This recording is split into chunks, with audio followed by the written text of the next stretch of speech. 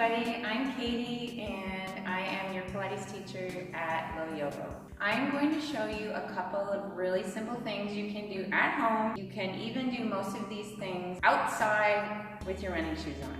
So the first thing I'm going to show you is something for supporting your lower back and creating more strength in the front. Before we get started, I want to show you where your lumbar spine is not. Here is your pelvis. It's not your lumbar spine. Here is your rib cage, also not your lumbar spine. So this amazing place in between, this little curve here, that's your lumbar spine. So you want to make sure it's not too curved and not tucked under. So when you come down, so we're going to come down into the mat now. So now you're here lying down on your mat, and you're going to feel weight on your pelvis and weight on your rib cage. Envision, really see in your mind's eye this lumbar curve. For some of you who have worked with me here in the studio, you know already I'm going to tell you about these beautiful pillars.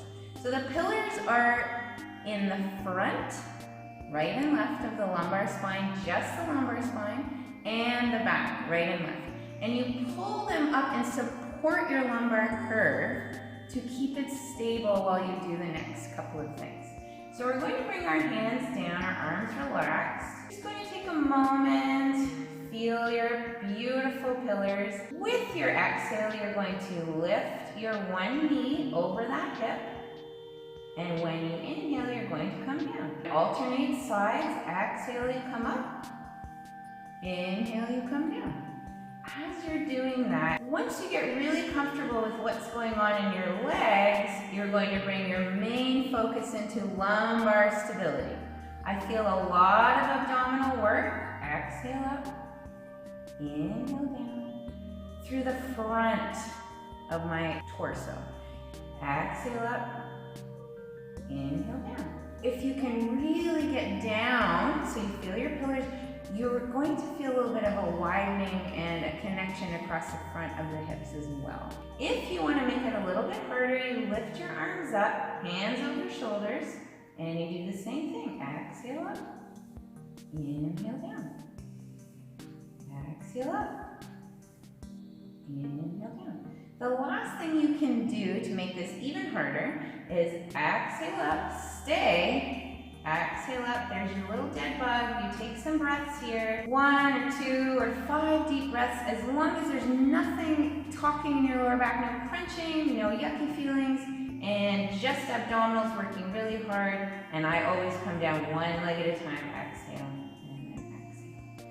And then we're going to bring our arms down and we're going to do the second thing. So this is more for lumbar support and stability, but by using and working and training the back of the hips. Press your feet firmly down, press your shoulders back, and you're going to lift your hips. And then you're going to come down. You lift your hips, and you're going to come down. If you have any sensations in your lower back of tightening or crunchiness, you take a pause. You're going to come up on your exhale, and come down on your inhale. When you go up there, you can also stay for a moment and feel the support across the back of the hips and the glutes and even the back of the legs. I'm moving here to talk to you, but I want you to keep your head in the center. And you're going to come down, and we're going to do that one more time. This time when you come up, you're going to try to soften in your chest and soften in your sternum and feel long in the front of the hip. As you breathe out, that's when you can come down. You're just going to crease in your hips and settle yourself down. We're going to do one more variation of that. You're going to come up, and you're going to dip one hip down, the other hip up. You're going to dip the other hip down, and the opposite hip up. And as you're doing this, you're going to feel the back of your hip, the back of your legs, and the glutes working. They work differently. It's a dynamic movement, so you feel all sorts of sensations. If your lower back starts hurting or feels crunchy, you just come on down. You're going to pause and follow your out breath to bring yourself down. And the last thing we can do here is a little lower back stretch. You're going to take one knee and just gently hug it in. And here you lose that focus and attention to the lumbar curve, and your lumbar curve now connects down and rounds out into the mat. And then you can do the other side. So you feel this release and a little, maybe a bit of a stretch. And then you're gonna come back down. And the last thing we're going to do is standing. Okay, so the last thing we're going to do is standing. And so again, you can do this outside or you can do it anywhere, really. Posture is really important to me. So I'm gonna stand this way because I want you to spend a little bit of time setting this up. So again, this is all about not just lumbar stability, pelvic stability, but the whole lower body. So from lumbar down, we're going to be very, very, very stable and still. How you stand is going to really affect this movement. So you want to make sure you're not all the way in the forefeet or the majority of it, or the majority in the backs of the heels, but rather spread equally forward and back, as well right and left. So once you feel that, you can draw in those pillars along the front of the spine, lumbar spine, and the back too. And then we're going to move our upper body. So we're going to get some nice mobility in the chest, the rib cage, the arms, and the shoulder girdle. So I start with a really small motion forward, up, around, down, and back. So here I am making a nice circle forward, up, and then I reach my fingers back and down. Hopefully you can see the work I'm doing here to not let my hip or my leg or my knee go with me. So I know it looks like an upper body exercise, but so much of this is working on my core strength so that I can have that freedom and mobility. If that does not feel fantastic, and I truly mean fantastic, make it smaller. So I call this pat the donkey. And it's okay, it's great.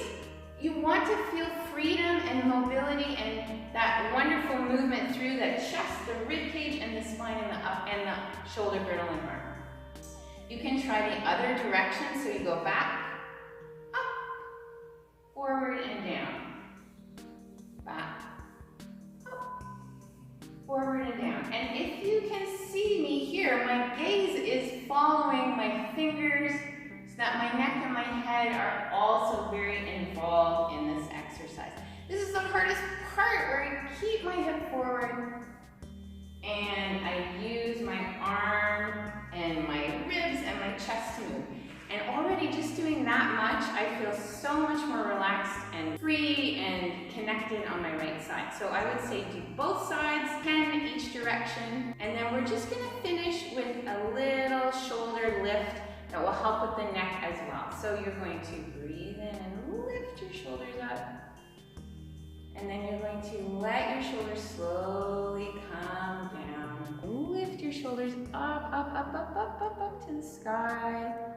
And then you're going to relax your shoulders down. And you're going to do about 10 of these. I like to breathe in when I come up and breathe out when I come down. And you can finish with a little ear to the side. And back up. And ear to the side. So this is not a stretch. This is a movement. I even can think about sending my ear out and over the shoulder. Up, and to the side, and back up, and last one, and back up. Thank you so much for watching. I hope you found this helpful, and if you have any questions, just leave them down below. If you are in the Guelph area, I would love to see you, so come to a class, come meet me. All the information is down below. Have a wonderful summer. Happy summer!